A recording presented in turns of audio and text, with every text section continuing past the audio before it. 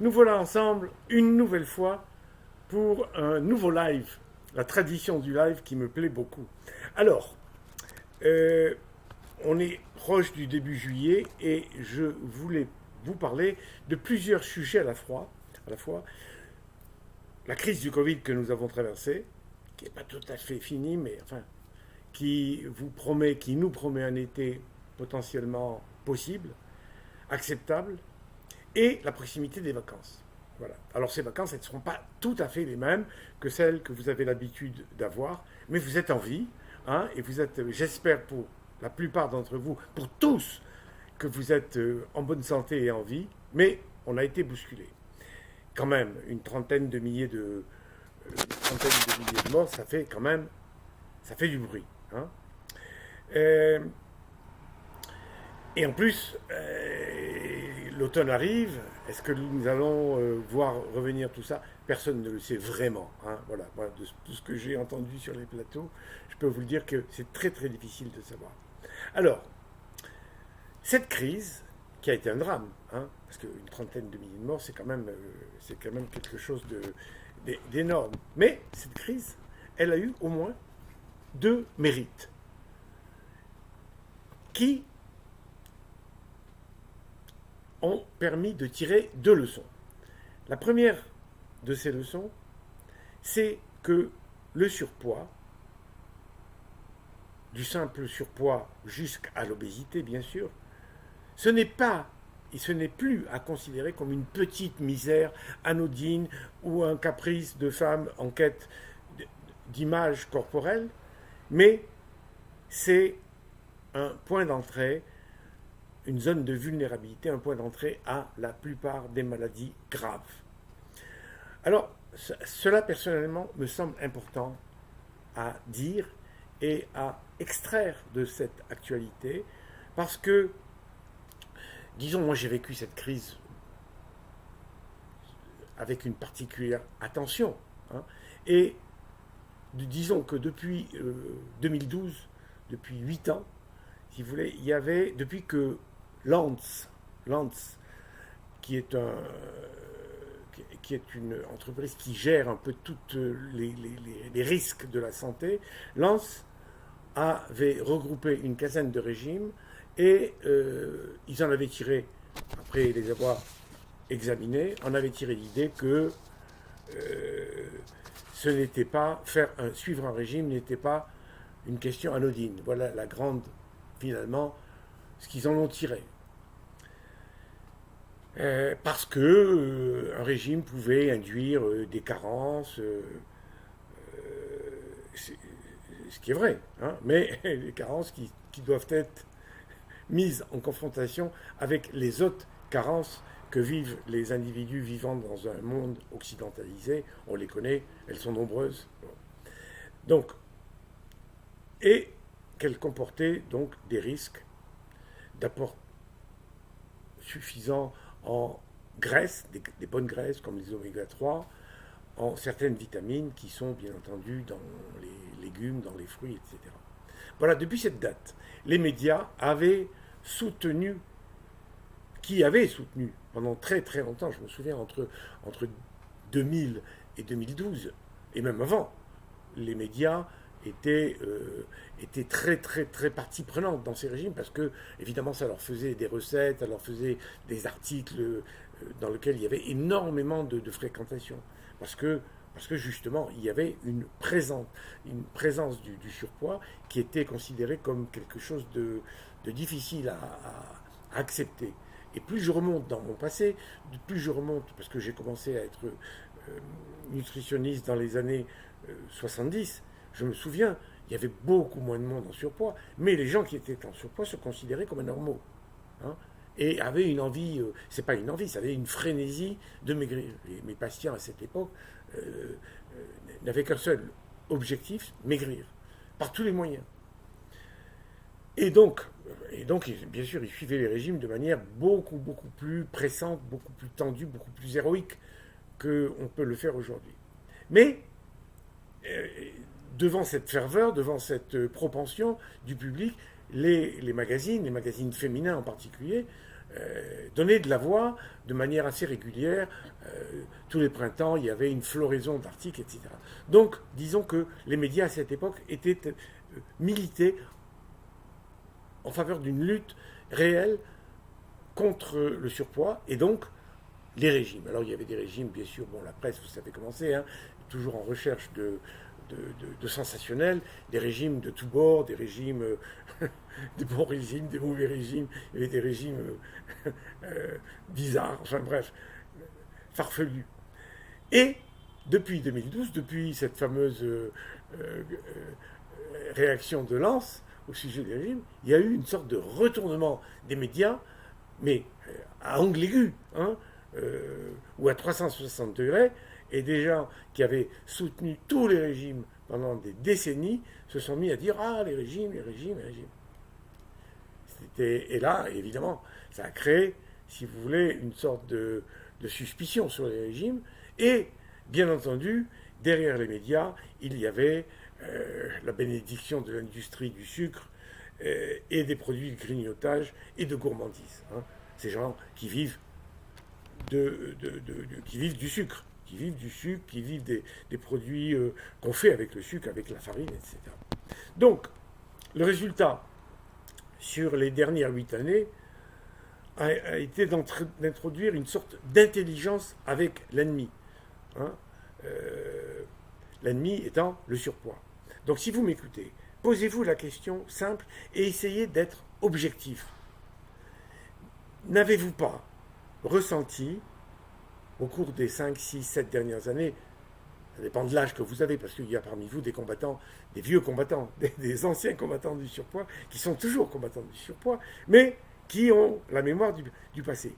Posez-vous la question, je parle à ces gens-là, est-ce que vous n'avez pas la sensation que la pression était beaucoup plus forte jadis? Et quand je dis pression, ce n'est pas une pression de punition, c'était une pression d'exaltation, de lutte, si vous voulez, d'émulation. Les personnes qui étaient dans son poids cherchaient un soutien, cherchaient des médecins, cherchaient des livres, cherchaient quelque chose qui puisse les aider.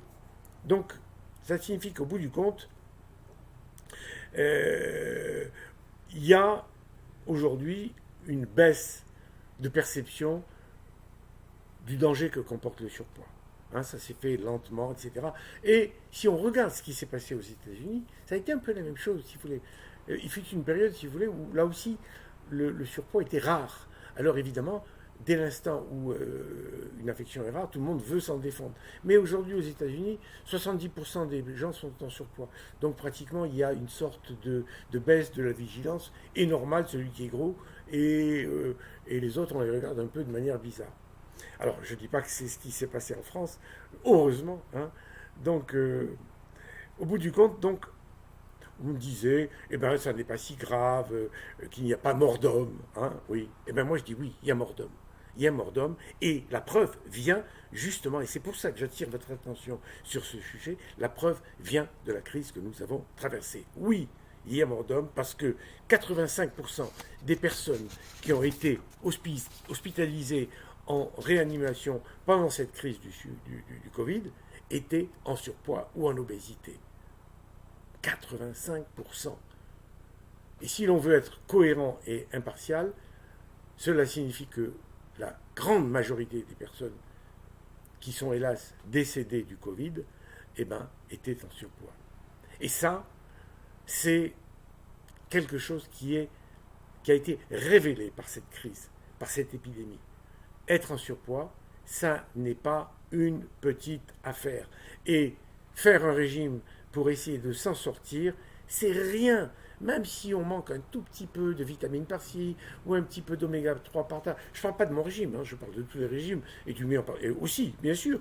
Hein, mais qu'est-ce que c'est que manquer de certaines vitamines pendant un mois ou 2 ou 3? Mais c'est rien comparé au danger que peut représenter. Si les gens avaient su ça avant la crise, je suis persuadé qu'un grand nombre auraient essayé de maigrir avant. Voilà, alors c'est pour moi, et le combat qui occupe ma vie de médecin depuis une quarantaine d'années, c'est une grande tristesse et une grande frustration d'avoir vu ces gens partir à la mort. Alors, qu'est-ce que cela signifie-t-il au juste? Si vous êtes en surpoids, au-delà d'un IMC de 30, 30 c'est l'indice de masse corporelle à partir duquel on entre dans l'obésité. Jusqu'à 25, on a un poids normal. Entre 20 et 25, on a un poids normal. Entre 25 et 30, on est en surpoids. Et au-delà de 30, on est obèse. Donc, à partir de l'indice de 30, cela signifie que vous êtes plus vulnérable qu'un autre. Que si vous êtes atteinte d'une mauvaise grippe ou de n'importe quelle autre maladie qui demande à votre corps de réagir, de résister à l'agression, vous vous trouvez en défaut. Vous n'avez pas, alors vous vivez au quotidien, vous avez l'impression que tout se passe bien, etc. Parce que vous ne savez pas. Évidemment, heureusement, grâce au ciel, on n'est pas menacé tous les jours par le Covid.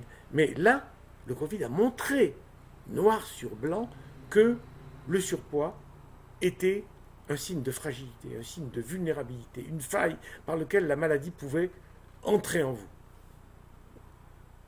Alors, cela donc est corroboré par le fait que si vous gardez ce surpoids sur le long terme, les statistiques, et ça je le savais, je vous en avais déjà parlé, mais c'est quelque chose qui en général passe au-dessus de la tête et n'entre pas dans les oreilles. Si vous êtes en surpoids supérieur à l'IMC 30, et si vous gardez ce poids durablement, eh bien, vous perdez 10 ans de vie. Les obèses qui sont obèses jusqu'à 60 ans, par exemple, eh bien, meurent 10 ans avant les autres. Vous vous rendez compte de ce que je viens de vous dire? Alors, avant, je vous le disais, bah, oui, ça fait partie des clichés, on dit oui, bah, oui, d'accord, c'est vrai. Bon. Mais ça ne vous touche pas comme là, maintenant. Maintenant, on sait les gens qui rentraient à l'hôpital et qui avaient des problèmes pulmonaires respiratoires aigus, justement parce qu'ils avaient trop de graisse et que probablement ils n'avaient pas les moyens de résister à l'insuline. Enfin, je ne veux pas rentrer dans tous les détails. Vous avez dû en entendre suffisamment parler sur les news. Donc, en conséquence, faites tout ce qu'il faut pour maigrir et retrouver, sinon un poids normal, du moins être en dessous de l'indice 30. Que vous soyez en surpoids, après c'est une question qui vous est personnelle. Vous avez envie d'être bien dans votre corps, dans votre image, dans votre souplesse, dans votre vie, dans votre pouvoir de séduction. Ça peut se comprendre énormément. Ça peut être parfois pour certains égal à la vie. Enfin, on dit ça. Mais, alors aujourd'hui, sur Internet, sur les sites et les réseaux sociaux, n'importe qui s'auto-proclame nutritionniste et propose ce qu'il croit, ou bien pire, ce qu'il intéresse de croire. Le SOD, le SOD, les trois lettres qui reprennent le mot surpoids, S, obésité, diabète, le SOD, c'est une triade qui est pour moi, écoutez bien ce que je vais vous dire, qui est pour moi la première cause de mortalité au monde. Vous vous rendez compte de ce que je vous dis, vous écoutez. Bon, la première cause de mortalité. Alors, vous allez me dire, attendez, ça vient de sortir cette histoire. Non, ça ne vient pas de sortir. Mais je n'ai jamais entendu quelqu'un me dire, je meurs d'un surpoids. Je suis mort. De quoi est morte votre tante? Elle est morte parce qu'elle était grosse, parce qu'elle était en surpoids, parce qu'elle était obèse. Non, non, on vous dit quoi alors? Alors, la première cause de cette mortalité dont je vous parle, c'est le risque de maladies cardiovasculaires. L'infarctus, l'AVC, l'accident vasculo-cérébral, l'hypertension artérielle, qui est une cause de mortalité forte, lourde, qui regroupées, ces causes de maladies cardiovasculaires, qui regroupées composent déjà une petite moitié de la cause des décès dans le monde. Disons que, si vous voulez, pour être un peu osé, je dirais qu'on a une chance sur deux de mourir du cœur et une chance sur deux de mourir du cancer, à peu près. Mettons 40, et le reste, je vous dirai lesquels. Hein. Donc, déjà, vous avez une bonne partie qui vient des maladies cardiovasculaires. Et puis, vous avez aussi un autre facteur de risque majeur, je viens de vous le dire, c'est le cancer, qui représente, elle aussi, une autre petite moitié de cette mortalité, qui fait 80%, ce qui est déjà énorme, entre les deux. La cellule cancéreuse ne se nourrit que de glucose. Ce n'est pas un moteur hybride. Elle ne consomme que du sucre, c'est-à-dire du glucose qui est dans le sang. Et rien d'autre. Alors que la cellule normale, si elle n'a pas de sucre, ben elle prend de la graisse. Ce qui, lorsque vous consommez plus de glucose, vous avez une accumulation dans le sang et ce glucose va exciter les performances de la maladie cancéreuse. Une tumeur, lorsqu'elle est baigne dans le sucre, lorsque vous avez un taux de sucre sanguin qui dépasse 1,40 g, ce qui est facile, hein, il suffit de faire un petit repas de rien du tout et vous montez à 1,40 g, enfin de rien du tout. Il faut qu'il y ait un peu de pain blanc, il faut qu'il y ait un petit peu de ci, de là, mais enfin, voilà, ça va très vite, très très vite. Eh bien, vous avez une tumeur qui se sent bien, qui va développer, qui va multiplier ses cellules, qui va avoir un pouvoir d'invasion de l'endroit où elle se trouve, hein, et surtout, ce qui est plus grave, c'est qu'elle augmente son pouvoir de dissémination, c'est-à-dire les métastases. Hein. Donc, vous voyez ce que je veux dire. Et ça, c'est du sucre. Aujourd'hui, dans les hôpitaux qui font de l'oncologie, les grands hôpitaux qui traitent du cancer, la première chose qu'on vous dit, c'est réduisez votre sucre. Avant, on ne le disait pas. Mais ça fait quoi? Allez, 7, 8, 10 ans que maintenant tous les grands cancérologues le disent. Et puis, il y a aussi l'insuffisance rénale, dont le glucose est le premier agent. Le glucose, qu'est-ce qu'il fait? Il caramélise et il oxyde. C'est comme l'acier, les bons aciers, le métal qui se rouille. C'est exactement ce qui se passe. Si vous voulez, le sucre dans le sang, le glucose, lorsqu'il est bien sûr, pas en un quart d'heure, mais sur une vie, progressivement, si vous voulez, comme le sang va partout, partout où le sang arrive, il transporte avec lui cet excès de glucose qu'ont les gens qui mangent beaucoup de sucre et de glucides rapides. Eh bien, ce sucre-là, il caramélise le foie, il caramélise le cerveau, il caramélise le rein en particulier, et c'est un filtre. Et cet excès de sucre va abîmer les mailles de ce filet qui retient et qui retient les déchets. Alors,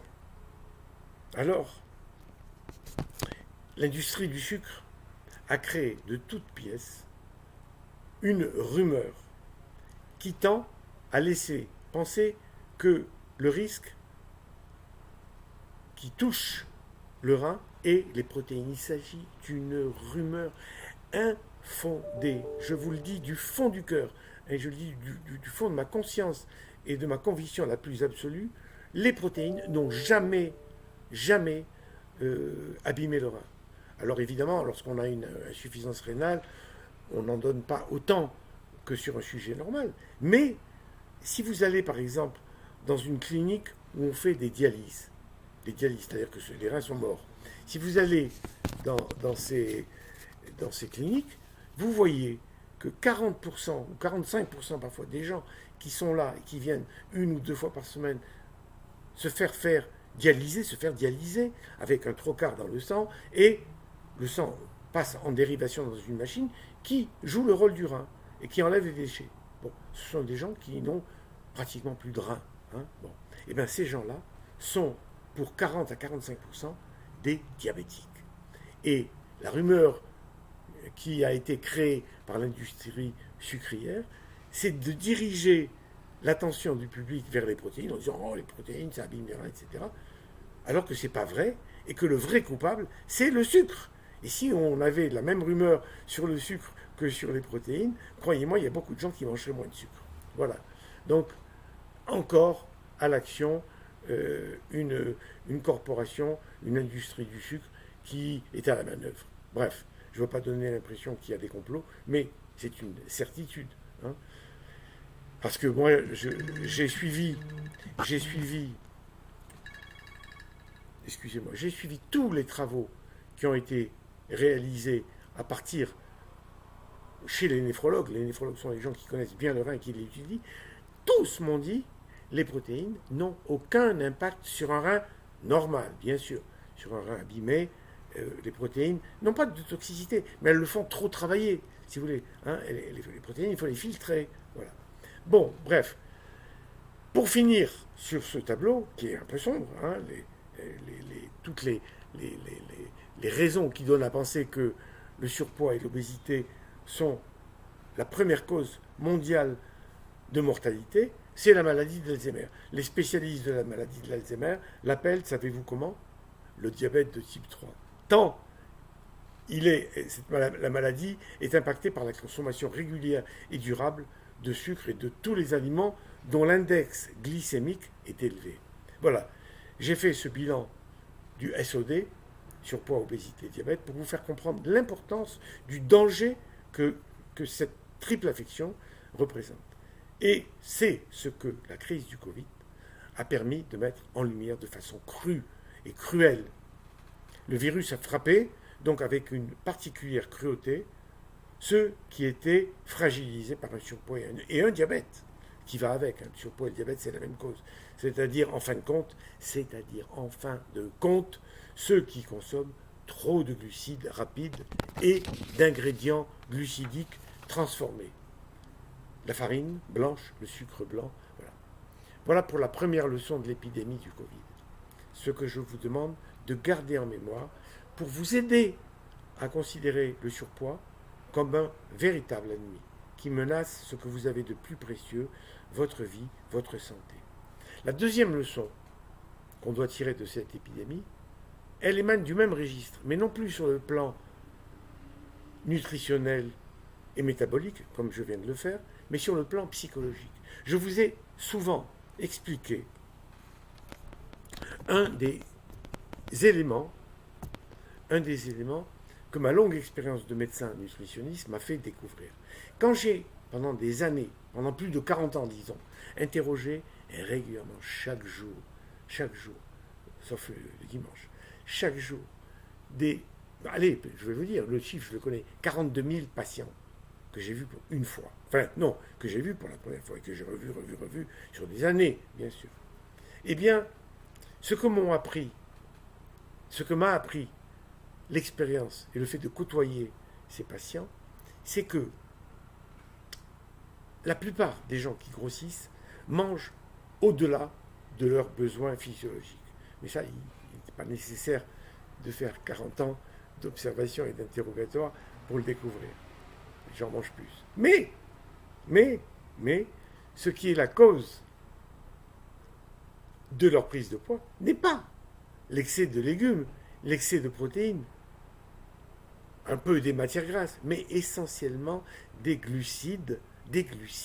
Voilà. Alors, voyons un peu dans cette grande famille des glucides, qui est énorme, hein, voilà. Dans cette grande famille, il y a des glucides qui ne font pas grossir si on en consomme, qui ne font grossir que si on en consomme beaucoup. C'est le cas des lentilles ou du quinoa. Vous prenez un plat de lentilles, un plat de quinoa, rien de particulier. Vous ne grossissez pas. Je ne dis pas que ça vous aide, mais disons que dans une alimentation, disons, normale, vous ne grossissez pas. Et puis il y a des glucides qui font grossir si l'on en mange des quantités normales. C'est le cas, normal, mais souvent. Hein, il y a des gens qui mangent par exemple des pâtes régulièrement, tous les jours. Et bien là, ça les fait grossir. Si c'est un plat de pâtes une fois ou deux par semaine et que vous n'avez pas de problème de surpoids et que vous n'êtes pas en train de maigrir, eh bien ça ne vous fait pas grossir. Et puis, il y a des glucides qui font grossir au-delà de leur apport en calories. Alors observons de près ces aliments, ces glucides qui font grossir. Alors, il y en a deux types. Première catégorie, les produits qui ont le goût sucré, qui contiennent donc du sucre blanc. Ce sont les gâteaux, les desserts, la pâtisserie, les bonbons, le sorbet, voilà, hein, il y en a beaucoup. Chocolat. Et puis, il y a les produits, les glucides, qui n'ont pas le goût sucré, mais qui se transforment en glucose encore plus vite que le sucre blanc lui-même. C'est le cas de la farine blanche. C'est bien, alors la farine blanche avec laquelle on fait du pain blanc, c'est la même chose que le riz blanc aussi. Le riz blanc, et plus encore quand il est décortiqué pré-cuit, là, c'est une folie. Les pommes de terre, les cornflakes, il y a une belle série de ce type d'aliments. tous ces glucides grossissants, je les appelle des glucides grossissants, c'est pas très français, mais enfin, disons qu'ils font grossir, ont en plus un point commun. Ils arrivent tellement vite dans le sang, ils traversent en trombe le tube digestif, puis ils n'ont plus de fibres parce qu'ils n'ont plus de résistance, donc ils ont pour eux un boulevard. Et ils arrivent tellement vite dans le sang qu'ils ont le temps de s'accumuler, ce qui fait sous forme de glucose. Oui, j'avais oublié de vous dire. Ça, quand ces sucres sont travaillés, décomposés, ils arrivent sous forme de glucose. Et c'est comme ça qu'ils peuvent passer dans le sang, sous forme de glucose. Ce qui fait que, s'accumulant, à partir d'un certain taux de glucose dans le sang, ce qu'on appelle la glycémie, elle devient toxique pour tous les organes irrigués par ce sang riche en sucre. Ça se fait, évidemment, dans la foulée immédiate du repas. Vous faites un repas, vous mangez, vous commencez par une tranche de pain, vous prenez des pâtes, vous finissez par un gâteau, et là, votre sucre, votre glycémie monte facilement à 40, 45, 50. Et là, partout où ce sang riche de glucose arrive, il y a une attaque. Pas immédiate, bien sûr, mais quand c'est répété, voilà, il y a aussi dans le cerveau ce que j'appelle un shoot. Vous savez, quand vous fumez, je ne sais pas si vous avez jamais fumé, mais quand vous fumez et que vous aspirez fort, vous avez un shoot de nicotine qui arrive très vite au cerveau. Et bien là, c'est la même chose. Ce glucose arrive très vite au cerveau. Et là, lorsqu'il arrive très très vite au cerveau, il est responsable d'une dose de plaisir énorme.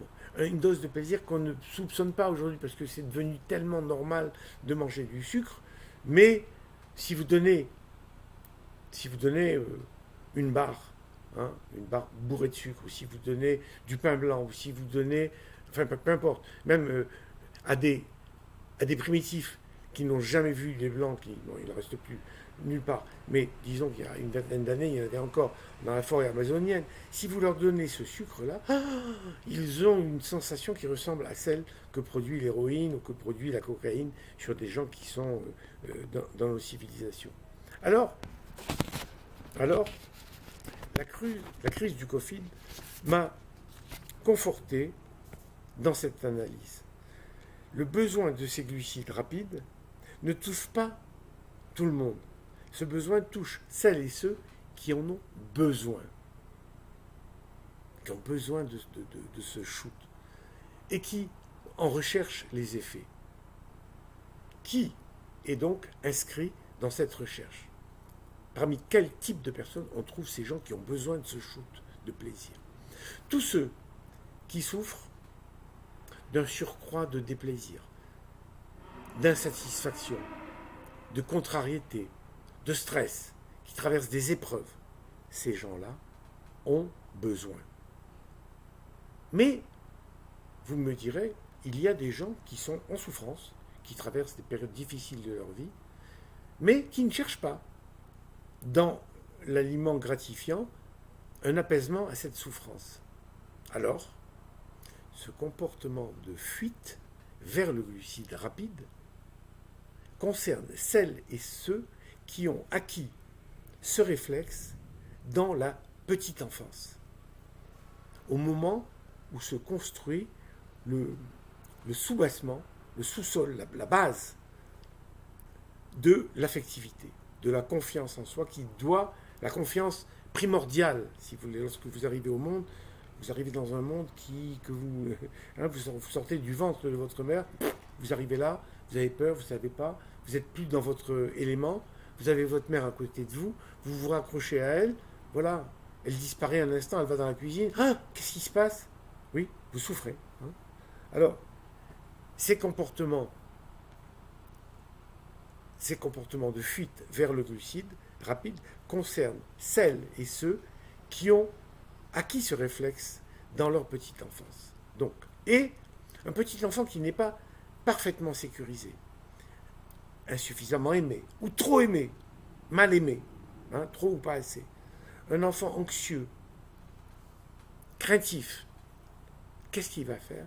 Il va mettre son pouce dans la bouche pour oublier sa souffrance, pour oublier son tourment et le neutraliser. Ce pouce en bouche, ou l'usage d'un doudou qu'on met, un doudou qu'on chante, qu'on tripote, etc., quand il est excessif, bien sûr, parce que mettre son pouce en bouche, tout le monde le met, tout le monde l'a mis, mais lorsqu'il devient excessif et lorsqu'il y a une sorte de tyrannie du doudou qui doit être tout le temps là, tout le temps là, tout le temps là, elle signe une dépendance orale. Une dépendance orale simple, qui fait partie du... Simplement, c'est un trait de caractère. Mais ça fait partie. Et lorsque on est adulte, on a tendance à l'utiliser dans les situations de stress et d'agression. La crise du Covid, elle a mis en place une insécurité à l'échelon du monde. Vous vous rendez compte? Du monde. Et donc, bien entendu, de chacun d'entre vous, une peur et un isolement. Un isolement, c'est-à-dire une séparation du groupe, qui a été vécu comme une contrainte. La traversée de l'environnement hostile et anxiogène. Vous l'avez entendu partout autour de vous. Vous-même, vous l'avez senti. Moi, en tout cas, personnellement, je l'ai senti. Le fait d'être coupé des gens que j'aimais le plus parce qu'il y avait des enfants et que... Enfin bref, vous savez, vous avez suffisamment entendu parler de ça. Et c'est ainsi que celles et ceux qui absorbent et compensent cette souffrance en mangeant des aliments de gratification ont grossi ou ont eu du mal à maigrir, bien entendu. Vous savez, l'IFOP a fait des sondages. Le français de base a grossi en moyenne, c'est-à-dire les uns comme les autres, tous confondus, 2,5 kilos pendant cette période. Ça veut dire qu'il y a des gens qui en ont perdu 10, d'autres qui n'ont pas grossi. Voilà, mais ça fait une moyenne de 2,5 kg par personne.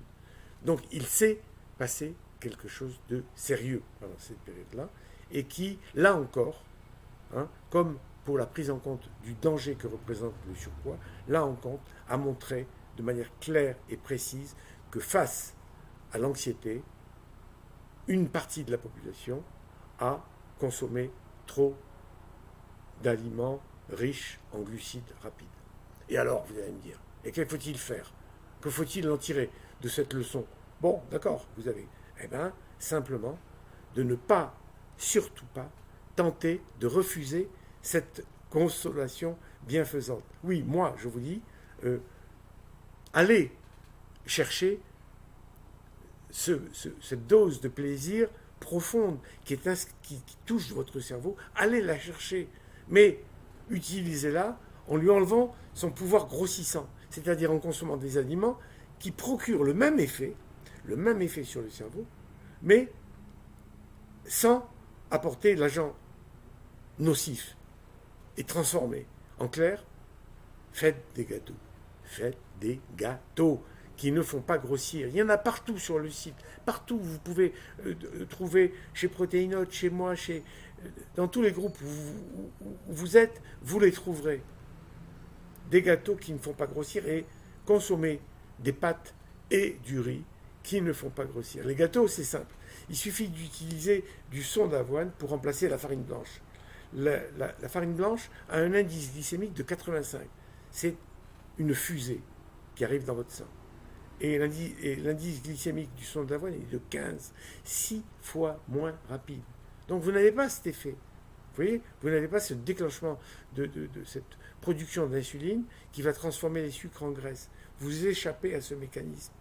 Je vous en ai parlé souvent, je vous en parlerai encore souvent, tant que je serai face à vous, soit sur Facebook, soit sur les réseaux sociaux, soit en écrivant des livres, soit en venant faire des lives.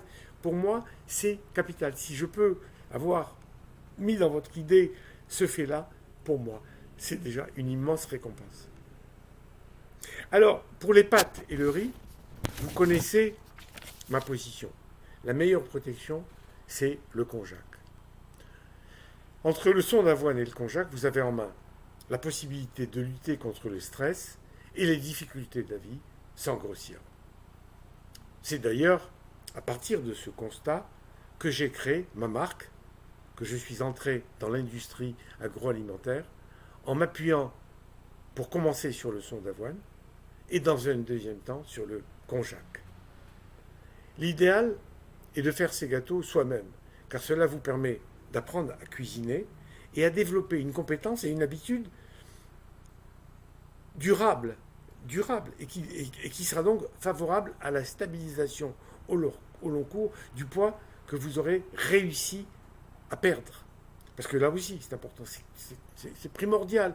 Maigrir pour maigrir, et puis pour reprendre, ça n'a pas beaucoup de sens. Hein. Pour celles qui n'ont ni le temps, ni l'envie, j'ai créé des biscuits, des barres, des pépites de petit déjeuner.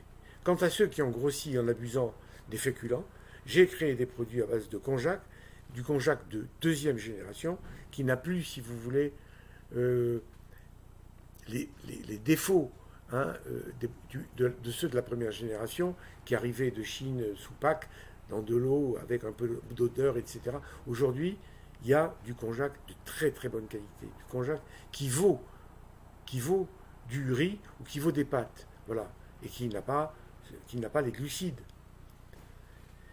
Et, et puis, et puis, j'ai commencé, et vous allez en voir arriver jusqu'à octobre, une succession de plats cuisinés.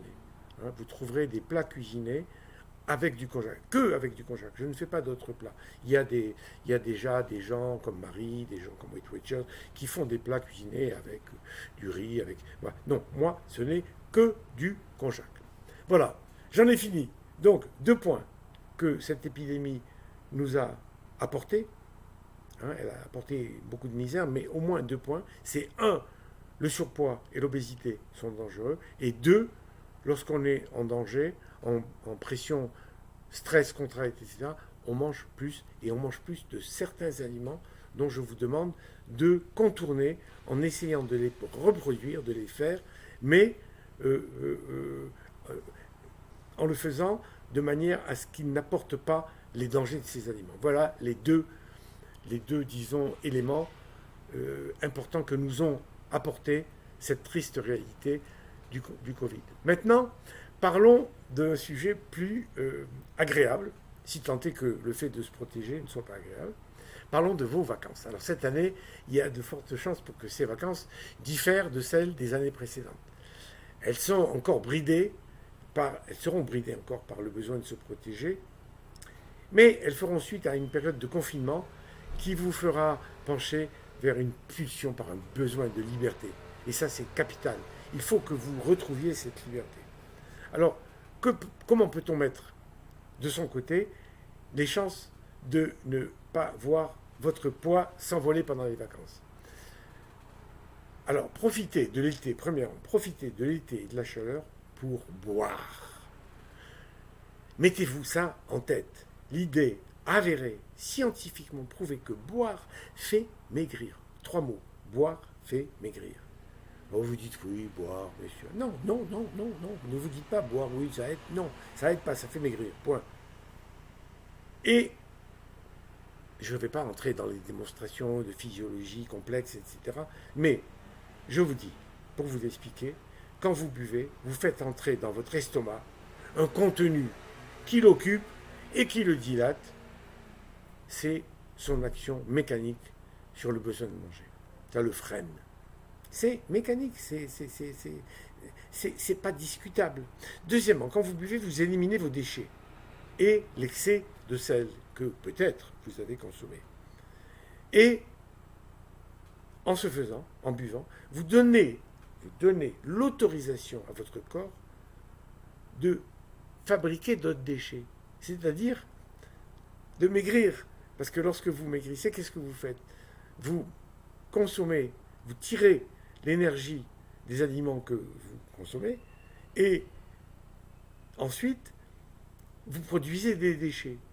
Si vous produisez des déchets et que vous les éliminez mal, les déchets restent dans votre sang et votre corps se voit dans l'obligation de cesser de brûler votre graisse.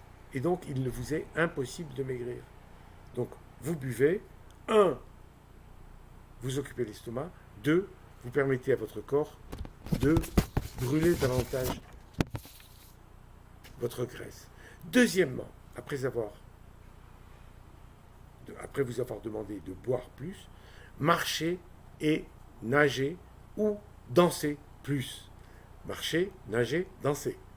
La marche, c'est aujourd'hui l'activité la plus favorable à la perte de poids. Les études scientifiques qui ont été faites partout dans le monde prouvent même que la marche est supérieure pour la perte de poids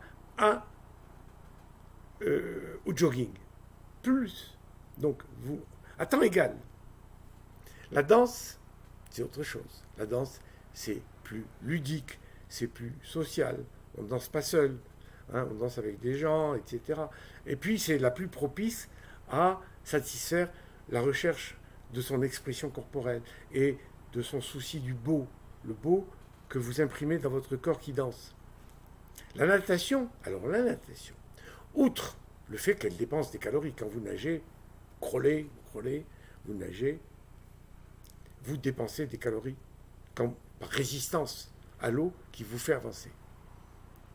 Et elle apporte aussi de l'énergie dépensée pour compenser le différentiel de température entre vous et l'eau. Dans une eau à moins de 22 degrés, ce qui est souvent le cas, le fait de simplement rester dans l'eau, le simple fait de rester dans l'eau, oblige le corps, pour éviter le refroidissement mortel qui apparaît en dessous de 35 degrés, si votre corps est à moins de 35 degrés, vous mourrez.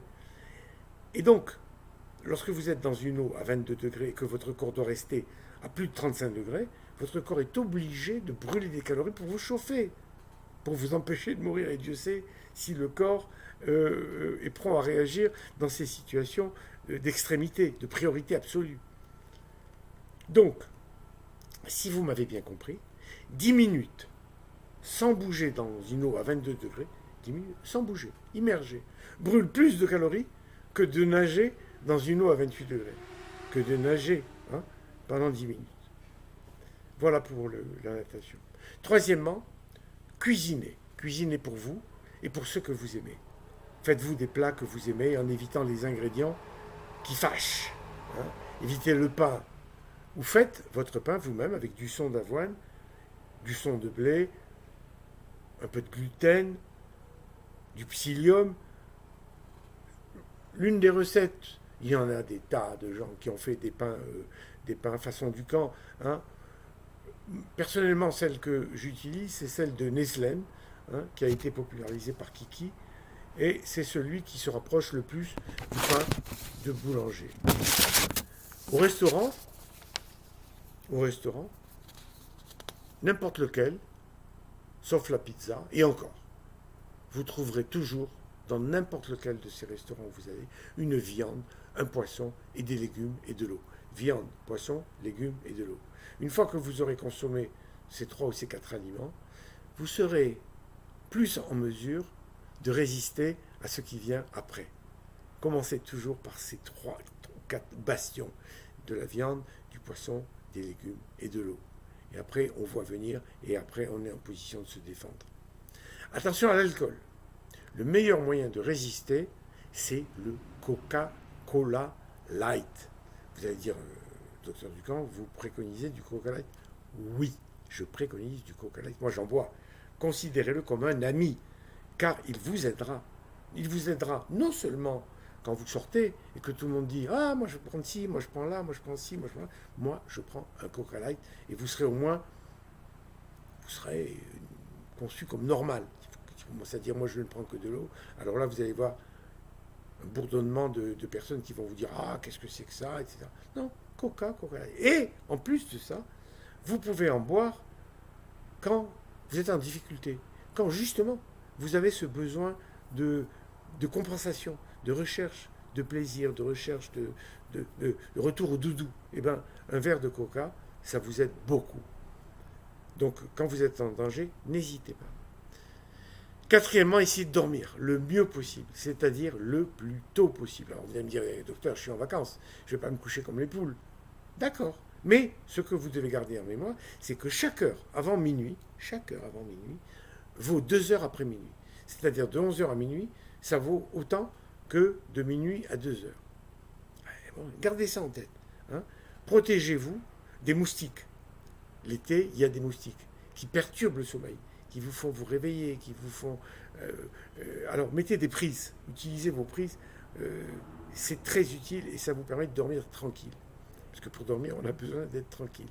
Et chaque fois que vous faites un écart, ajoutez à votre repas suivant un plat de konjac et marchez 1 heure. Un écart qui vous semble excessif. Un plat de konjac, 1 heure de marche. Et 2 litres d'eau dans la journée. Voilà. Et toute une grande partie de l'écart, s'il est acceptable, sera compensée. Enfin, dès le retour de vos vacances, pesez-vous le lendemain et si vous avez repris plus de 2 kilos, faites 4 jours de protéines pures. Et voilà, j'en ai fini avec ce live très sympathique. Bon, maintenant, je vais essayer de répondre à vos questions. Alors, on m'a dit, la technicienne m'a dit, dans ces cas-là, voilà, allez sur votre groupe, voilà, et cliquez, attendez, je vous demande une petite seconde, cliquez sur votre écran et puis après, qu'est-ce qu'elle m'a dit? Oh là là, alors attendez que je regarde.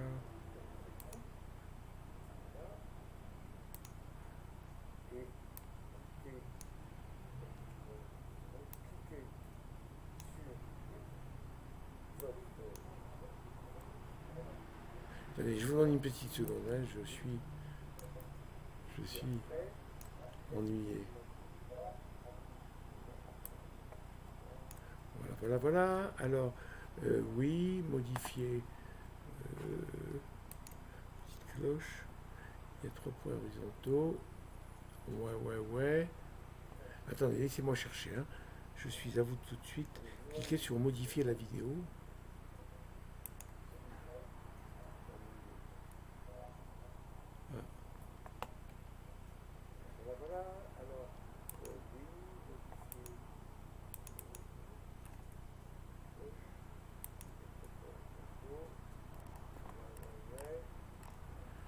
Modifier.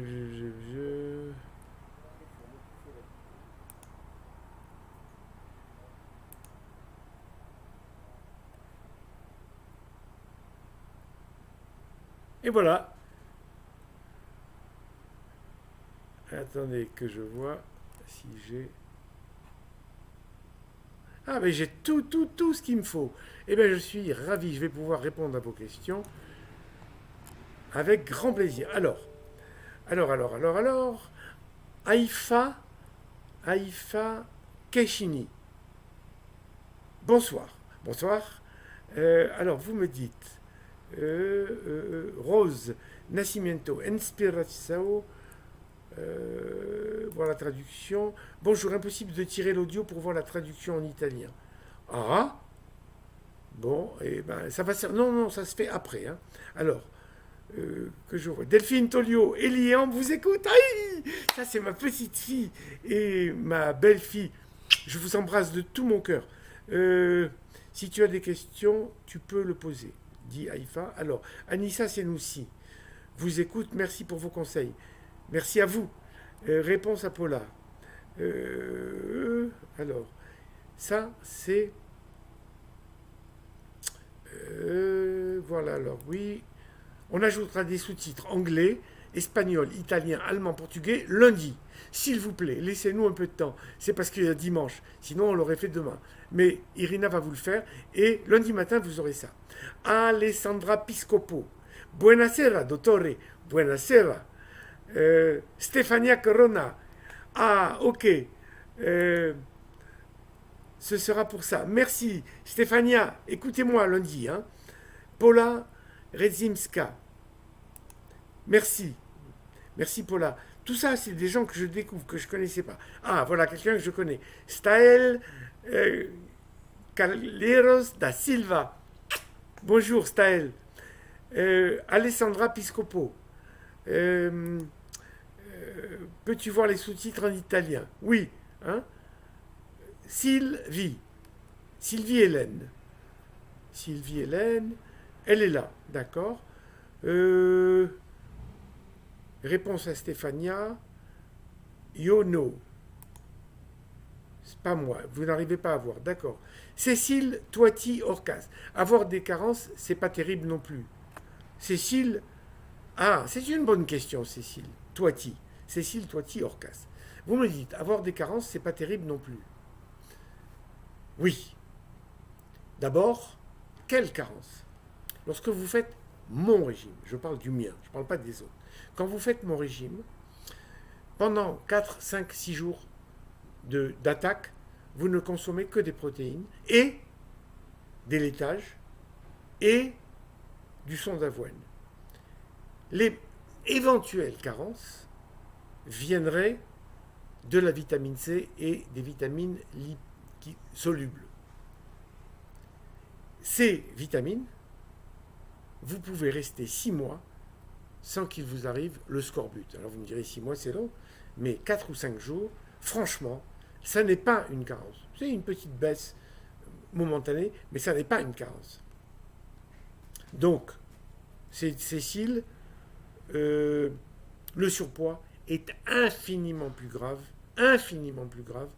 que les petites carences qui viennent des... Et dès l'instant où vous entrez dans la phase de croisière, vous avez des légumes, et là pratiquement, et vous avez toujours, je vous conseille toujours de manger beaucoup de poissons gras, donc là de toute manière, carence, vous n'en avez pas. Voilà, Mialcea Manuela, bonjour docteur, bonjour Manuela. Alessandra Piscopo me dit, moi non plus, purée, vous n'entendez pas. Ben oui. Odile, très peiné, docteur. Depuis un mois, j'attends une réponse à mon message privé avec tout mon traitement médical car j'ai depuis ma chirurgie un médicament Lyrica et comme je prends du poids, même quand je suis très sérieuse dans mon régime, j'ai aussi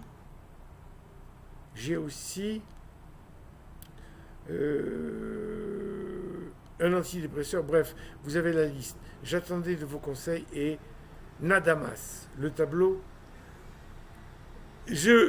Odile, je vais vous répondre. Croyez-moi, je ne vous ai pas oublié, mais je suis bouffé. Je suis bouffé par mon travail actuellement. Hein. Depuis qu'il y a le Covid, depuis que je suis en télétravail, je n'arrive pas à m'en sortir. Alors, Anissa Senoussi me demande un exemple de régime, s'il vous plaît. Anissa, vous êtes ici sur un poste du régime du camp. Que voulez-vous que je vous donne comme régime? Le mien.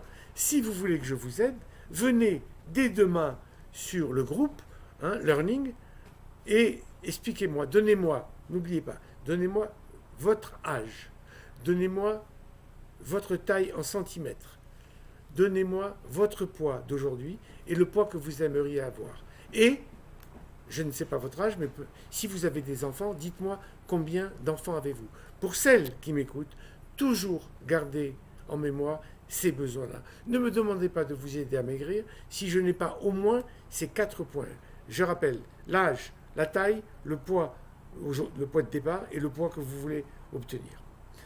Salia Framboise, bonjour docteur, bonjour Salia. Catherine Darro, bonsoir cher docteur, bonsoir chère Catherine. Vous savez combien j'aime lire vos posts sur mon groupe. Continuez, je vous en prie, ça me fait plaisir. Salia Framboise, je suis passé de 35,5 à 32. Je continue. J'imagine que 35,5, ce n'est pas le nombre de kilos, que c'est l'IMC. Donc 32, vous commencez à vous approcher de la limite, ce fameux 30 à partir duquel vous n'êtes plus obèse. Alors, Catherine Darro, comme vous avez raison, le surpoids et l'obésité sont des fléaux. Odile, derrière vous, me tend les bras et il me plaît.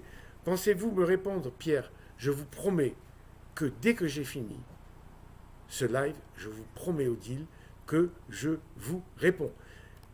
Vous me dites que vous devez perdre 15 kilos avant le 26 août, date de votre anniversaire, où une grande fête est prévue. C'est une priorité. Aidez-moi. Gracias, Señor. Oui, Odile, comptez sur moi. Je vous promets. Je ne sais pas si vous aurez perdu 15 kilos le 26 août, mais on va faire le nécessaire.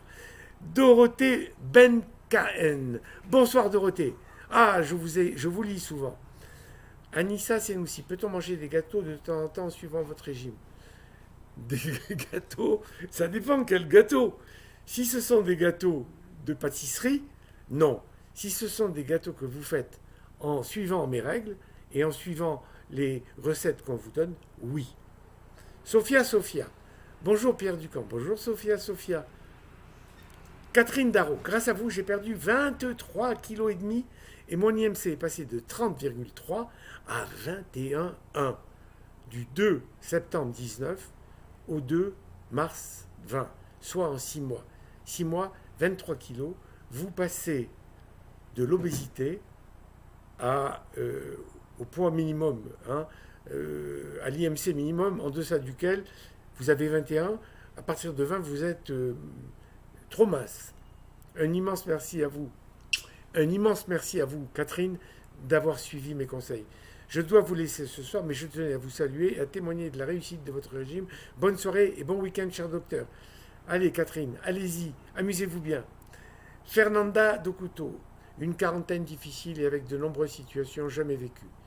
Mais avec une seule certitude, mon alimentation nourrissait nos âmes et nous gardait calmes et patients. Ce fut 60 jours incroyables. Chère Fernanda, l'occasion est aujourd'hui présente pour vous tirer mon chapeau. Vous êtes une femme merveilleuse. D'abord, vous m'avez suivi, vous avez suivi ma méthode, vous avez perdu énormément de poids. Vous êtes aujourd'hui une femme merveilleuse, superbe, splendide, une belle femme. Et je dis toujours aux gens qui viennent m'apporter des témoignages exceptionnels qu'ils me touchent parce que je me sens un peu impliqué dans cette perte de poids. Hein, je suis un peu fier de moi si j'ai pu participer, ne serait-ce qu'en vous montrant le chemin, en vous donnant des directions, des directives, vous avoir amené à une telle réussite. Voilà. Et vous, Fernanda, je sais que vous faites un travail énorme au Brésil. Vous apportez un soutien colossal. C'est vous qui avez lancé les 60 jours au Brésil et je vous ai copié. Hein. Donc, voilà. Je vous remercierai jamais assez, Fernanda. Restez près de moi. Vous faites partie des gens que j'aime beaucoup, beaucoup, beaucoup, beaucoup. Il y en a d'autres. Hein. J'ai une dizaine de personnes que j'aime, mais vraiment de tout mon cœur. Hein. Je pense notamment à Elena Bartolini en Italie.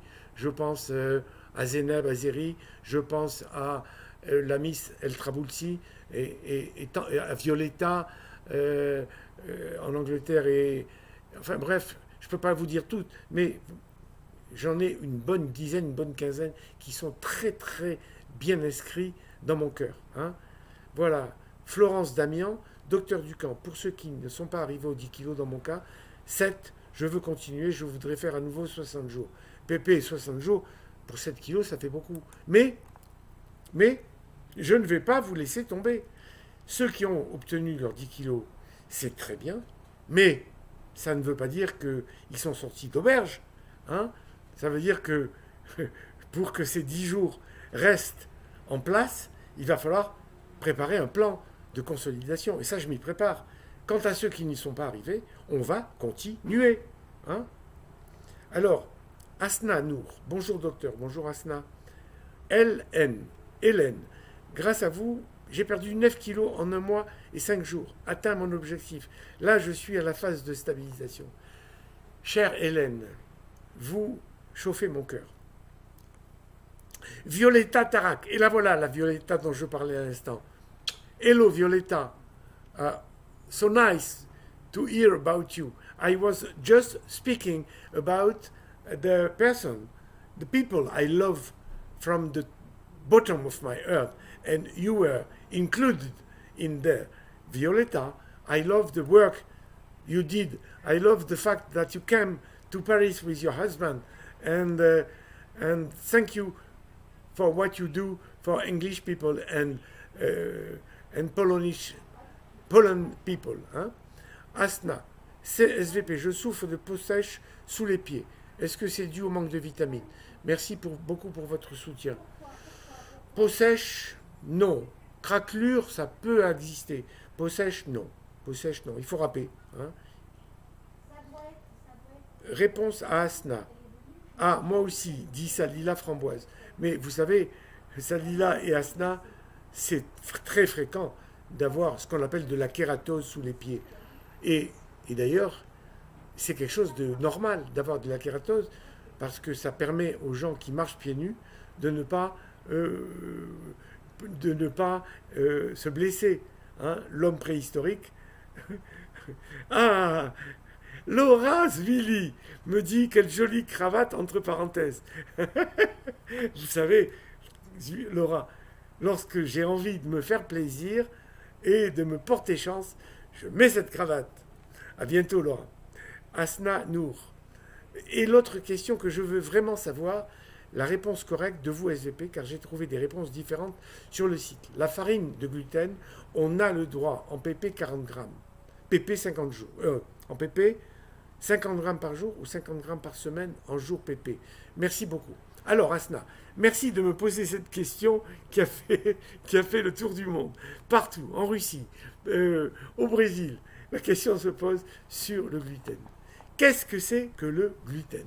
Le gluten, ce sont des protéines végétales.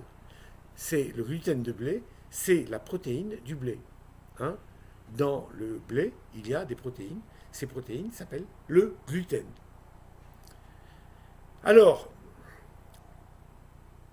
le gluten, par définition, puisqu'il s'agit de protéines, pour moi, qui suis défenseur des protéines, toutes les protéines, animales et végétales, je préfère de loin les protéines animales parce qu'elles sont complètes, mais les protéines végétales, on peut les traiter de manière à faire en sorte qu'elles soient aussi utiles que les protéines animales. Mais ça demande un peu de savoir-faire. Revenons à nos moutons. La farine de gluten. Il n'y a pas qu'une seule farine de gluten, il y en a beaucoup. Par exemple, la farine de gluten qu'on trouve, une des farines de gluten qu'on trouve au Brésil, et la plus souvent utilisée, est à seulement 30% de protéines. Ça veut dire quoi? Ça veut dire que les 70% qui restent, c'est quoi? C'est pas du vent, c'est pas de l'eau. Et bien dans ces 70%, il y a beaucoup de glucides. Donc celle-là, par définition, il n'en faut pas du tout. Pour qu'un gluten soit utilisable, il faut qu'il contienne au moins 75 à 80% de protéines. Si c'est le cas, alors vous pouvez l'utiliser à la dose de 50 grammes par jour, mais pas autrement.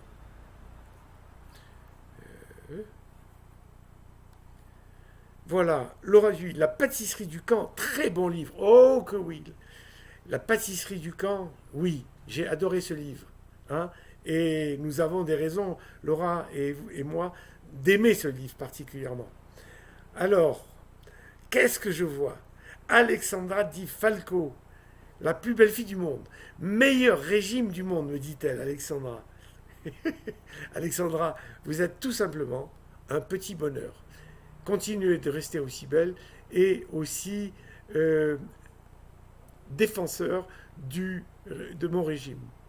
Asna, regardez ce que je prépare pour le café d'après-midi. Des boules de son d'avoine et la farine de gluten que je vais surgeler. Asna, bravo. Voilà, ça c'est une belle boule. Il y a des gens qui ajoutent, enfin, ces boules-là, je les ai vues sur des sites. Alors certains mettent des dates, d'autres mettent comment dirais-je, des morceaux des pétales, d'avoine. Voilà. Mais si vous les faites simplement avec du son d'avoine et de la farine de gluten, vous pouvez les surgeler, vous pouvez les sucrer, hein, n'hésitez pas à les sucrer. Vous pouvez ajouter, qu'est-ce que vous pouvez ajouter pour leur donner un peu de goût, de l'arôme, hein, des graines, vous pouvez mettre des graines de chia, des graines de toutes sortes de graines. n'en mettez pas trop, mais vous avez le droit. Patricia Zober est là. Elle me dit hola, gracias, gracias por todo, docteur. Merci, merci pour tout, me dites-vous. Eh bien, écoutez, je suis ravi. Tulay Akgey Douzayan m'envoie 4 drapeaux turcs. Donc, je vois d'où ça vient. Bravo à vous, Tulay. Virginie Dumez. Ah, Virginie Dumez.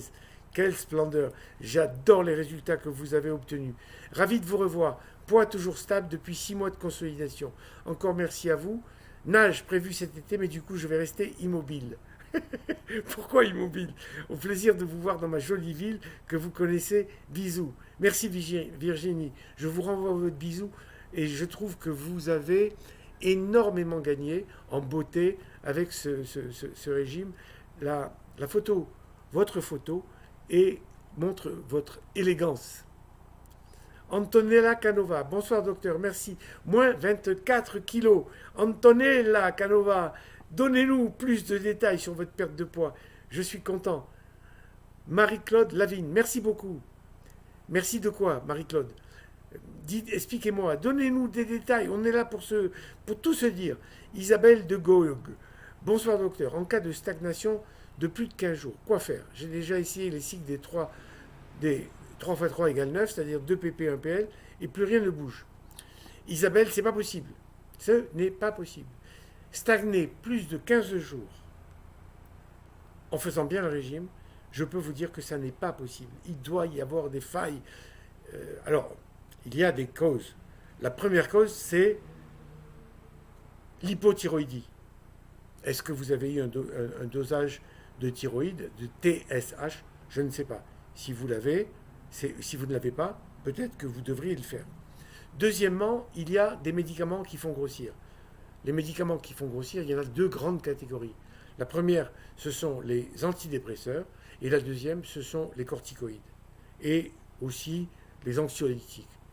Si vous avez une bonne thyroïde, si vous n'avez pas de problème de médicaments, si vous n'avez pas de troubles hormonaux qui sont une entrée tumultueuse en préménopause, ça peut arriver. Si vous n'avez pas ça, c'est que vous faites des écarts. Vous faites des écarts, traquez-les. Venez sur le site demain et dites-moi ce que vous mangez, ce que vous mettez en bouche toute la journée. Ne laissez rien passer et vous allez voir qu'on va trouver des écarts. Staël, vous avez, Staël, mon gros problème est la constipation. Je ne sais plus quoi faire. Staël, si vous êtes constipé, dès demain, je vais vous envoyer un petit message dans lequel je vais vous dire très précisément ce que vous devez faire. Non, je ne vais pas attendre demain. Et oui, mais vous ne parlez pas français. Donc je ne peux pas vous l'expliquer. Mañana, je vous l'expliquerai. Hein? Venez sur mon site, je vous donnerai les 10 manières de lutter contre la constipation. Zaz Nice, bonsoir. Quelles recommandations pour une personne en hypothyroïdie stable depuis 4 ans en croisière, mais qui rencontre une grande période de stagnation alors que zéro écart, pas de toléré. Merci par avance. Zaz Nice, si vous êtes en hypothyroïdie stable, je ne sais pas ce que ça veut dire. Une hypothyroïdie stable. Ça veut dire que vous êtes, si ça veut dire que vous êtes en hypothyroïdie, qu'elle soit stable ou instable, vous ne pouvez pas maigrir. Quand on est en hypothyroïdie, le corps ne peut pas maigrir. Ou alors pour maigrir, il faut ne rien manger. Et c'est impossible à tenir plus d'une journée ou 2. Donc, la question est de savoir, est-ce que vous êtes suffisamment traité pour ne plus être en hypothyroïdie, c'est-à-dire d'être en normothyroïdie. Pour être en normothyroïdie, il faut qu'un examen que vous avez certainement l'habitude de faire, la TSH, il faut que cette TSH soit comprise entre 0,5, écoutez-moi bien, entre 0,5 et 1,5. Jusqu'à 2, vous pouvez maigrir. Mais à 3 et à 4 et à 5, alors là, c'est impossible. Donc, Zaznis, venez me donner le résultat de votre TSH et ça vous évitera de stagner. Et comme je l'ai dit précédemment, si votre thyroïde est normale, si vous êtes entre 0,5 et 1,5, c'est probablement qu'il y a, ou si vous ne prenez pas d'antidépresseurs ou de médicaments corticoïdes, hein, de la cortisone, c'est que vous faites des écarts. Dorothée Benkaen, que pensez-vous de toutes ces polémiques autour des tolérés selon les groupes? Allez-vous réactualiser vos livres à ce sujet? Dorothée, vous avez raison de me poser cette question, et j'avoue que c'est pas une bonne. C'est pas une bonne. Attendez, que je regarde votre photo de profil. Oui. C'est une bonne question parce que j'ai écrit des livres toute ma vie. J'ai écrit, je ne sais pas maigrir, le livre qui a fait mon succès, qui s'est vendu à des millions d'exemplaires, des dizaines de millions d'exemplaires. Depuis ce jour, ce livre, je l'ai écrit en 2000. On est aujourd'hui en 2020. Voulez-vous que je sois resté à ces fondamentaux? La méthode, c'est ma méthode. Elle n'a pas bougé. L'ADN de ma méthode, c'est la même. Hein. C'est des protéines, des légumes. Voilà, et des alternances et 4 phases. C'est le fondement de ma méthode. Mais les tolérés, c'est quelque chose qui est venu entre-temps, qui est venu se greffer sur ma méthode. Alors, ça veut dire quoi, un toléré? Le toléré est né un jour dans mon bureau, une femme qui avait perdu et qui est venue me voir heureuse avec un sourire jusque-là, et qui m'a dit, docteur, est-ce que ça vous ennuierait si je prenais ce soir 2 ou 3 petits carrés, tout petits, de chocolat noir? J'ai dit, mais écoutez madame, comment je peux vous refuser ça? Vous venez de m'apporter 20 ou 30 kilos, je ne me souviens plus. Bien sûr que vous pouvez.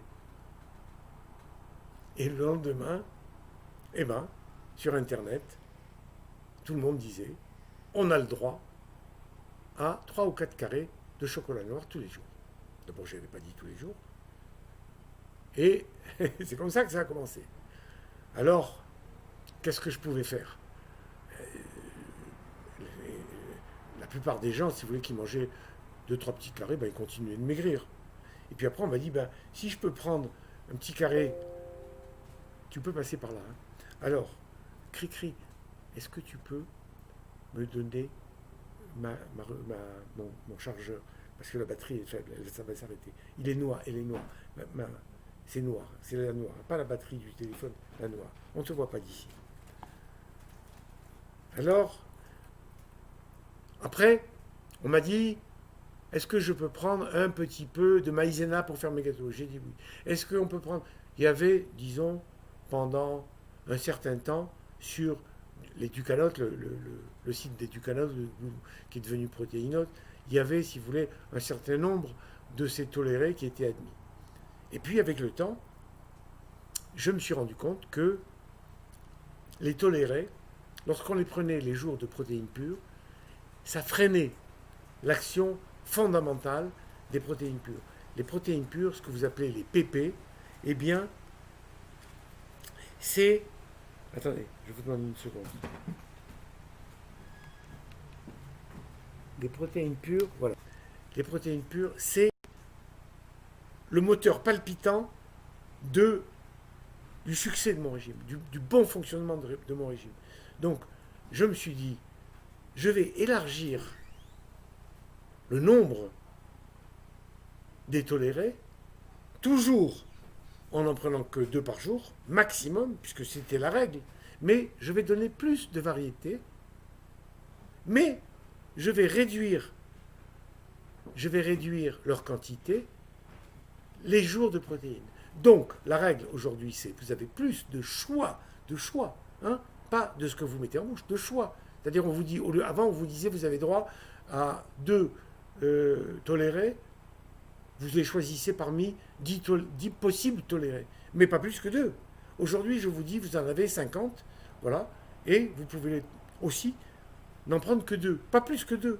Donc, il n'y a pas plus de tolérés en quantité, il y a plus de tolérés en choix. Mais vous n'en prenez que les jours de protéines plus légumes, pour ne pas freiner la marche forcée imposée par les protéines pures. En fait, il y a moins de consommation de tolérer dans le parcours. Parce que vous n'en prenez qu'un jour sur deux en croisière et vous n'en prenez pas plus. Simplement, vous avez plus de choix. J'espère que j'ai répondu à ça. Alors, en Russie, on dit ah nous, on ne veut pas de tolérer, voilà, nous sommes des héroïnes. Bon, moi, j'ai rien contre. Je ne vous demande pas de prendre des tolérés. Je vous dis que si vous voulez des tolérés, vous avez ce choix-là et seulement les jours de protéines légumes. Ni plus, ni moins. Diana Giovanni, vous me dites, peut-être Dr Ducamp devrait tenir une session directe en anglais pour la communauté anglophone. Je ne sais pas quoi faire. Diana, Monday morning, you will have this live with subtitle, English subtitle. Please wait until Monday. Ordinary is the immediate day after, but today is Friday, and tomorrow is Saturday, and the day after Sunday, and nobody works. I work, but nobody else in my group works near me. So you will have that. And if I have time and energy, I will make an English live. I promise you, Diana. 12 DG. Quand on perd de poids, comment est-on sûr que c'est de la graisse et pas des muscles? Ah, 12. En voilà une bonne question. Hein? On est sûr de rien. On peut être sûr si on fait un vrai examen avec une balance qui arrive, une bonne balance, pas toutes les balances, pas les petites balances qui vous disent qu'elles vous font, des sélections de masse. Il faut avoir une vraie balance de professionnel, pratiquement une balance médicale. Alors là, vous pouvez avoir la masse d'eau, la masse de graisse et la masse de muscle, la masse musculaire. Si vous n'avez pas ça, vous n'avez qu'une seule possibilité, d'ailleurs c'est la même si vous le savez, c'est de manger plus de protéines. Si vous ne mangez pas suffisamment de protéines, ou si vous prenez des protéines de mauvaise qualité, que vous n'arrivez pas à compenser, par exemple, je parle pour les végétariens, si vous n'arrivez pas à faire le mariage qu'il faut entre les protéines des légumineuses et les protéines des céréales, si vous n'arrivez pas à faire ce bon mélange assez technique, vous risquez de manquer d'acides aminés essentiels sans lesquels vous ne pouvez pas synthétiser des protéines. Et là, vous êtes en danger. Et là, vous perdez du muscle. Mais si vous voulez maigrir, le seul régime, enfin, pas le seul, le meilleur régime qui vous permette de conserver vos muscles, c'est un régime dans lequel il y a beaucoup de protéines. Ça tombe sous le sens, c'est logique. Hein. Donc, c'est la raison pour laquelle les culturistes, les gens qui veulent faire du muscle, mangent beaucoup de protéines. Ils les mangent même en poudre, ce qui n'est pas exceptionnel, mais enfin voilà. Ils ont des pots d'1 kilo, ils mangent des protéines à la petite cuillère pour faire du muscle. Ça veut bien dire que les protéines protègent votre muscle.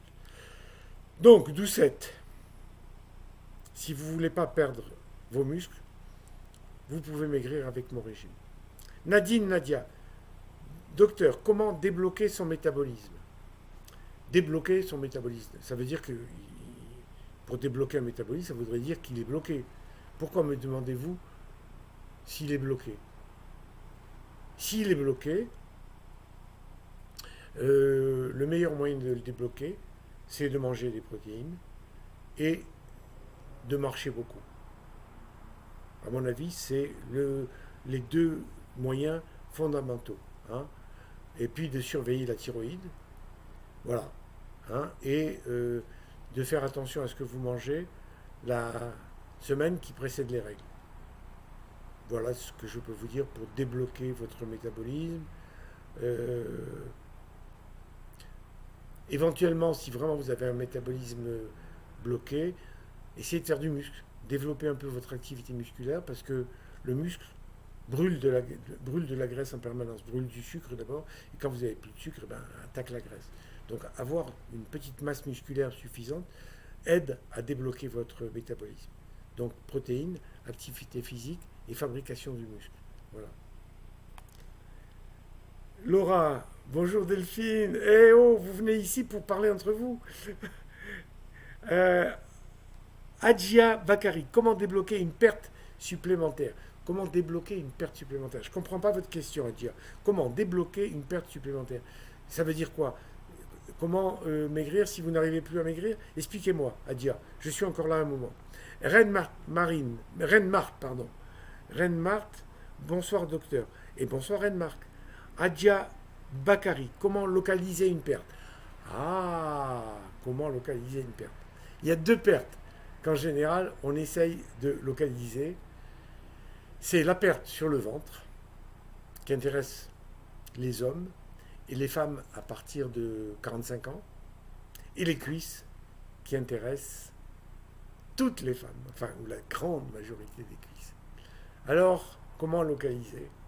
La plus simple à localiser, c'est celle qui se trouve sur le ventre. Celle qui se trouve sur le ventre, il suffit de maigrir en évitant les sucres, c'est-à-dire suivez mon régime. Parce que lorsque vous mangez du sucre, vous utilisez de l'insuline, et lorsque l'insuline transforme ce sucre en graisse, cette graisse va en priorité sur le ventre. Hein, voilà. Donc c'est le ventre des buveurs de bière, parce que la bière, c'est l'aliment qui a l'index glycémique le plus élevé même que le glucose, c'est pour vous dire. Donc, localiser la perte sur le ventre, c'est simple. Il vous suffit de maigrir avec mon régime. Maintenant, l'autre perte, l'autre localisation, les cuisses, ce qu'on appelle la culotte de cheval, alors là, c'est difficile. C'est difficile. Je ne vais pas rentrer dans ce débat qui est long, qui demande vraiment une bonne préparation. D'ailleurs, vous pouvez aller sur pierre-ducamp.com et là, vous avez tout le listing de mes vidéos. Et il y en a une qui est ciblée sur la localisation cellulaire. Ce que je peux vous dire, c'est qu'il y a un petit moyen, un tout petit moyen, mais un vrai petit moyen. Ce qui est rarissime dans cette localisation, c'est une crème, une lotion crème qu'on met sur les cuisses et qui s'appelle la percutacrine. Percuta, ça veut dire à travers la peau. Percuta. Et féine, percutaféine. Féine, c'est la caféine. C'est un produit qui utilise un mode de pénétration de l'épiderme. C'est pas facile de traverser l'épiderme. Moi, je ne vous dis pas que ça va dans le sang, mais ça traverse l'épiderme et ça va dans les zones où il peut y avoir un peu de cellulite. Et là, la caféine a une action de combustion de la graisse. Et comme la cellulite est une mauvaise graisse, une graisse emprisonnée, et bien vous avez une petite chance, si vous le faites régulièrement, sur un mois ou deux, une application le soir avant de vous coucher, une seule application, si vous pouvez en faire une deuxième dans la journée, c'est pas mal. Avant d'appliquer, lavez-vous bien à la brosse, de manière à ce que la peau laisse passer. Percutaféine. C'est pas très cher, enfin pas très cher, mais par rapport à tout ce qu'on vous propose, hein, on est loin du compte. Staël, Lindo. Ça veut dire quoi, Lindo? Magnifique. Bon. Nadia Bouchard, je n'ai pas vu le début, je regarde le replay ce soir. Ok, Nadia. Adia Bakari. Exemple, les cuisses. Voilà, je viens de vous répondre. Les cuisses, hein, alors bon, il y a beaucoup de choses. Il y a la cryolyse, hein, le froid, il y a la liposuction, la chirurgie, il y a les multipiqûres, il y a pas mal de choses. Mais c'est dur, c'est difficile, c'est complexe, c'est douloureux, c'est cher. Et ça n'a pas énormément de réussite. Évidemment, il faut maigrir.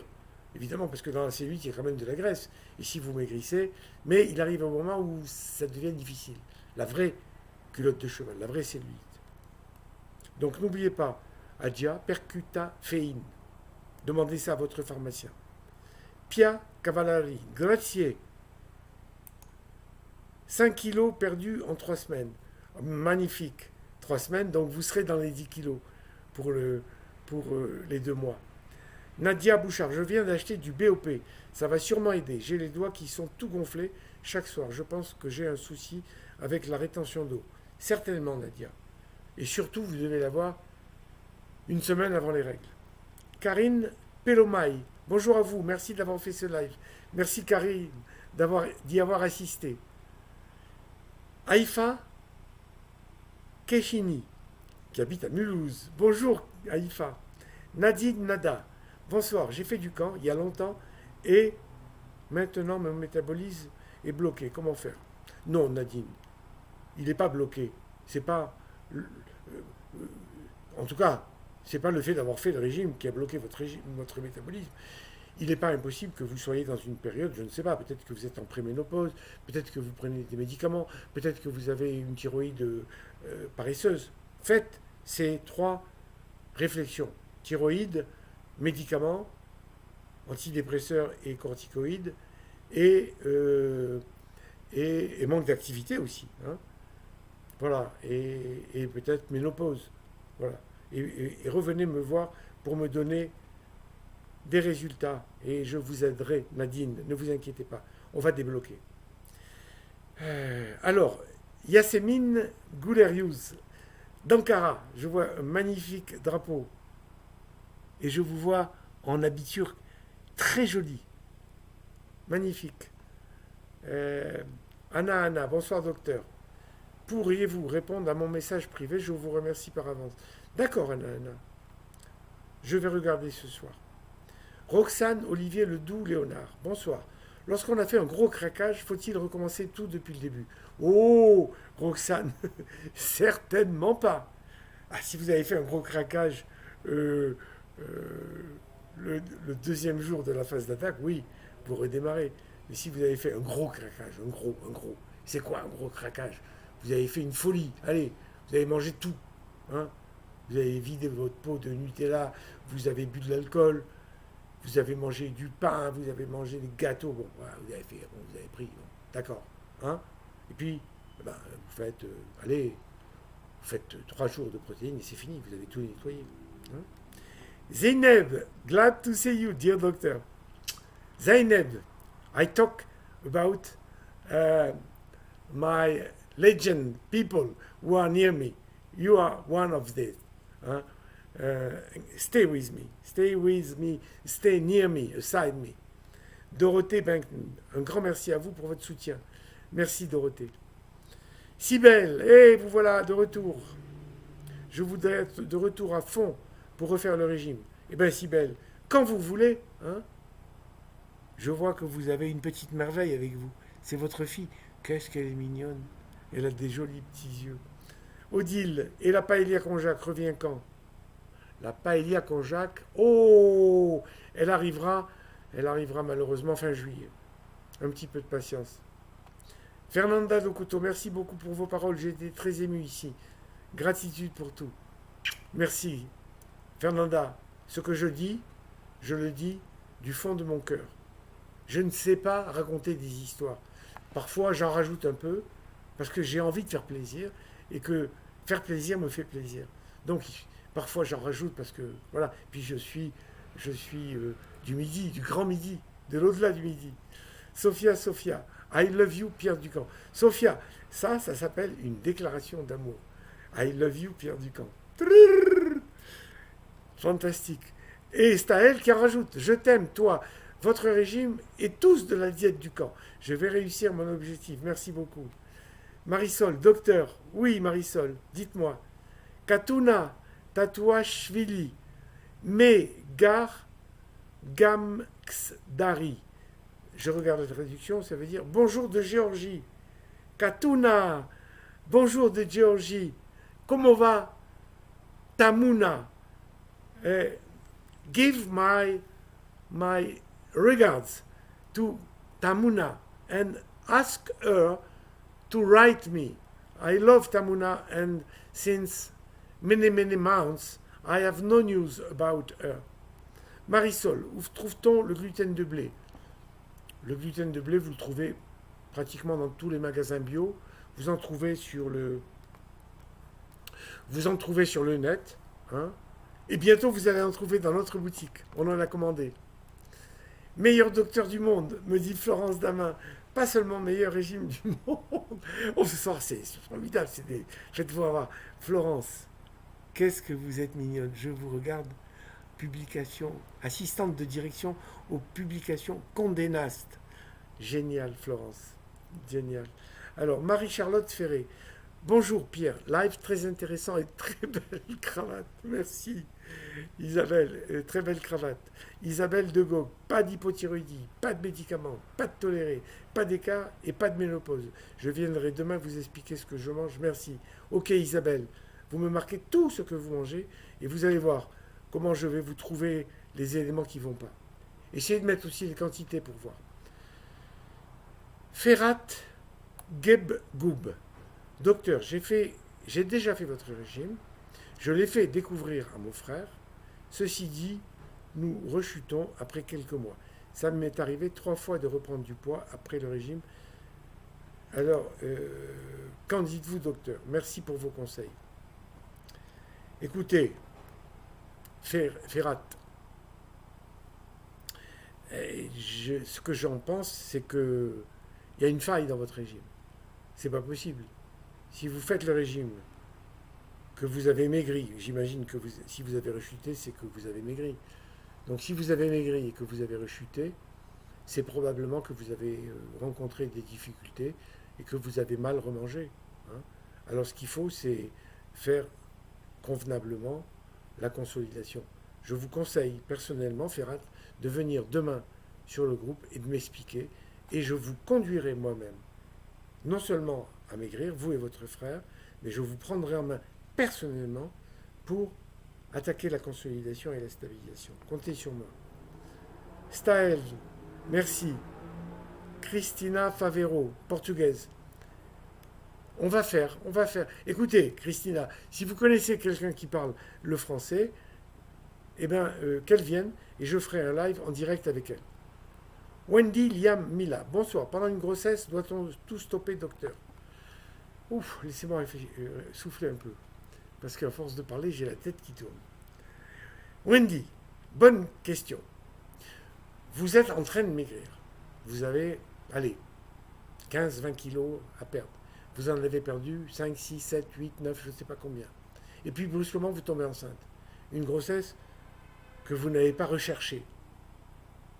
Que faites-vous? Si vous ne faites rien, si vous laissez courir, vous allez regrossir. Que faut-il faire? Vous avez plusieurs solutions. Vous en avez 2, 3. Si vous êtes obèse, très obèse, et qu'il vous reste encore beaucoup de bois à perdre, alors à ce moment-là, je vous conseille de faire protéines et légumes tout le temps. Voilà, avec simplement des laitages demi-écrémés au lieu de laitages écrémés.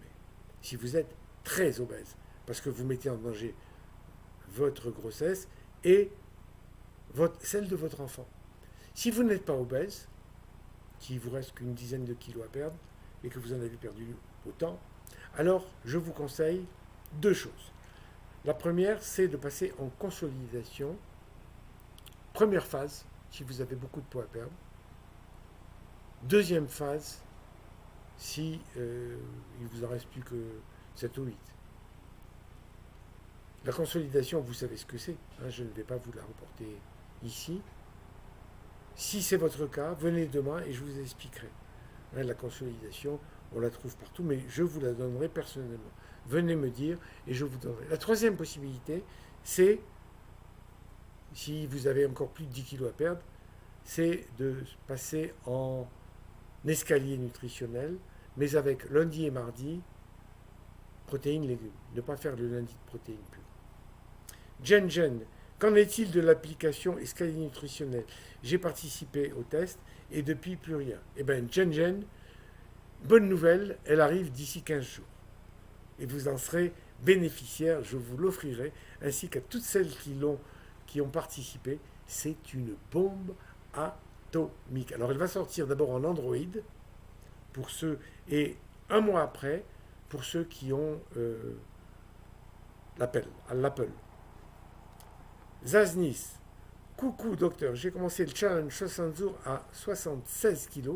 Aujourd'hui, je suis à 69,7 kg. Je suis en hypothyroïdie.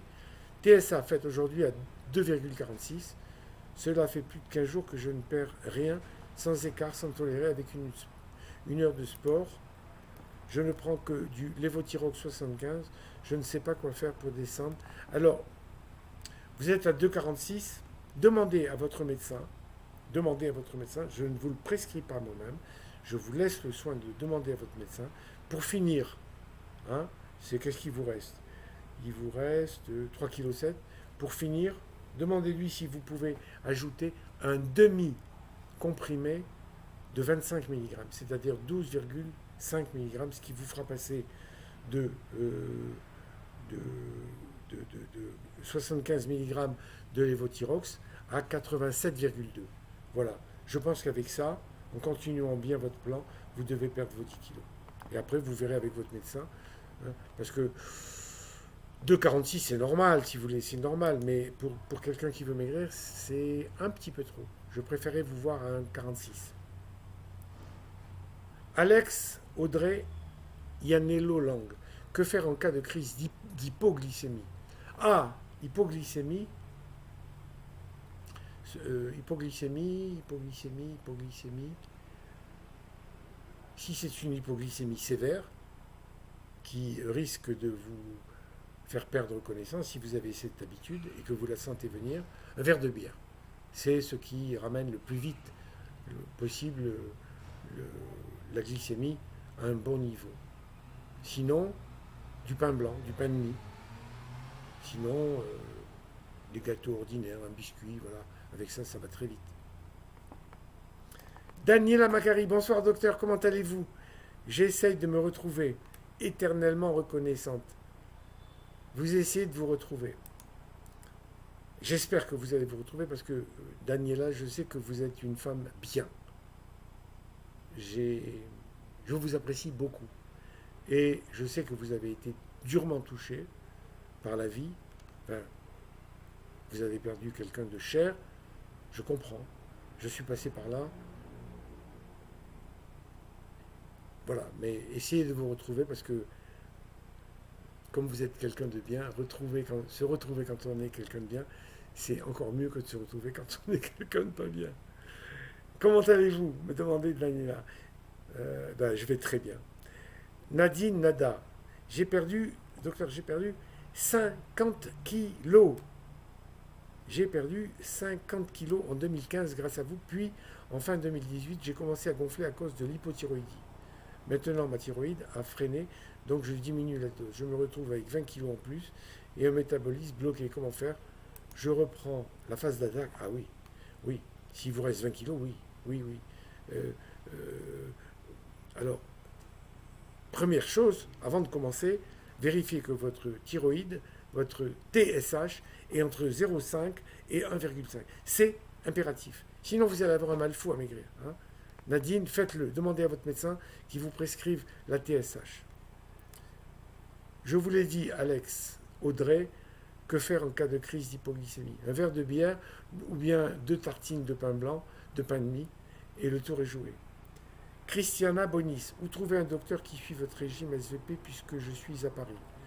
Et Christiane, pourquoi avez-vous besoin d'un médecin qui suive mon régime?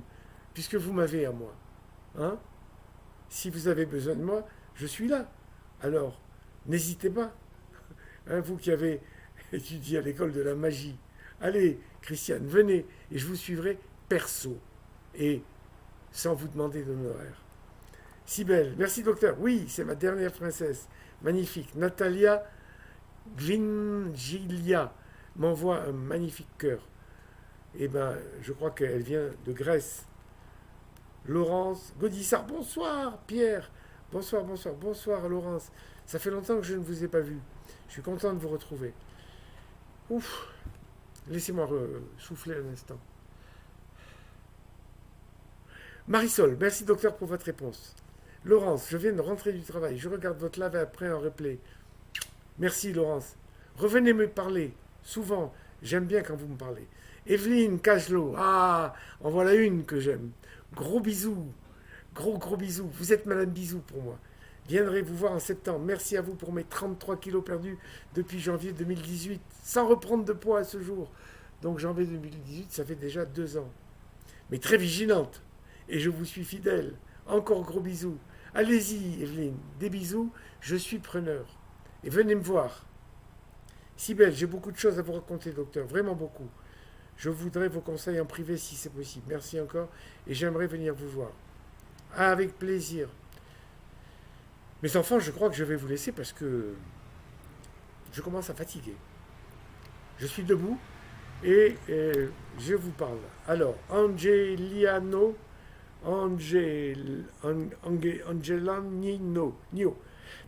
voilà, de Belgique. Bonjour docteur, je suis Célia. Comment remplacer la galette de son d'avoine? Merci. Ah, écoutez, Angelantonio, excusez-moi. Euh, si vous êtes cœliaque, ce n'est pas sûr que le son d'avoine, normalement dans le son d'avoine, dans la fiche technique du son d'avoine, il n'y a pas de gluten. Si ce son d'avoine a été traité dans une usine où on traite aussi du blé, il peut y avoir des déchets ou des traces de gluten. Mais essayez de faire le test et, et sinon, sinon faites une galette avec du son d'avoine, du son de blé euh, ou du son de riz, ça existe, le son de riz, le son de blé. Mais elle ne sera pas aussi bonne.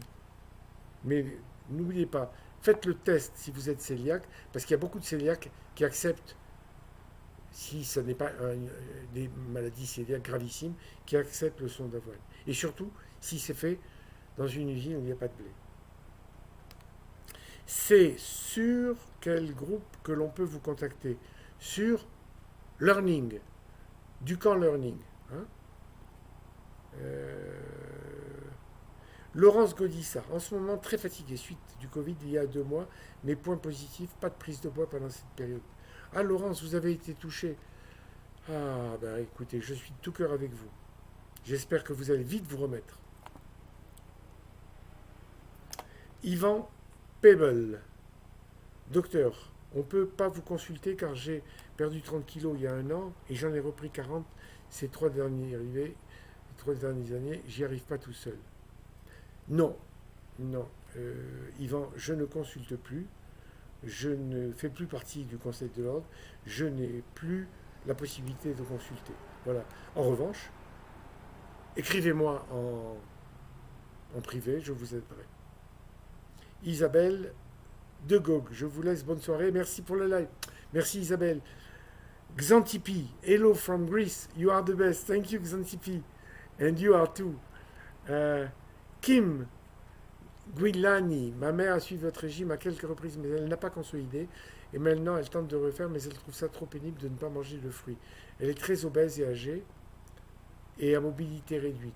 Lesquels sont vos conseils? Kim, dites à votre maman de passer à l'escalier nutritionnel, dans lequel les fruits apparaissent le 3e jour. Le mercredi, elle aura droit aux fruits le mercredi, le jeudi, le vendredi, le samedi et le dimanche. Et elle aura droit à autre chose. Elle maigrira un peu moins vite, mais peut-être qu'avec son âge et sa mobilité réduite, ça ira. Christiane Bonis, merci. Mais vous voir où à Paris pour rendez-vous? Je ne peux pas, Christiane. Je ne reçois pas en rendez-vous. Dorothée Benken, bonne soirée à tous et merci à vous, docteur Ducamp. Daniela Macari, un gros cœur. Laurence Godissard, bonne soirée. Reposez-vous bien et prenez soin de vous. Je fais le maximum. Yvan Pebble, merci. N'oubliez pas, Yvan, venez me voir et je vous promets que je vous aiderai. Oui, un jour à la fois, je reste toujours positif. Vous avez raison, Laurence. Jen, merci, docteur. Prenez soin de vous. Jen, vous savez que vous faites partie de mes grandes favorites. Je vous adore. Paula Redzimska. English? Yes, I will do. Voilà, c'est fini. Je vous embrasse à tous. Je suis content, vous avez été nombreux et nombreuses. J'espère que vous irez bien. Et à très bientôt. Un live comme celui-ci qui m'a fait grand plaisir. Allez, bisous. Et j'ai oublié de vous dire, comme le Covid n'est pas tout à fait fini, je vous rappelle ce que je vous avais dit au début, en dehors des mesures classiques dont vous avez entendu parler, comme la distanciation physique, comme les masques, comme tout ça. 1 gramme par jour en ce moment de l'aroscorbine, 1 gramme par jour, tout le temps. jusqu'à la rentrée. 2 grammes si si vous avez rencontré des gens suspects. Et 3 grammes si vous commencez à avoir les premiers signes. C'est-à-dire la perte d'odorat, la perte de truc, un peu de fièvre, et puis voilà. Hein. 1 gramme normal, 2 grammes si vous pensez avoir été en danger, et 3 grammes si vous êtes touché. 3 grammes, voire 4 grammes, voire 5 grammes même, vous pouvez en prendre, il n'y a aucun problème. Hein, c'est une protection magique. J'en prends moi en ce moment régulièrement, depuis des années d'ailleurs. Allez, je vous embrasse à toutes et à toutes. À bientôt.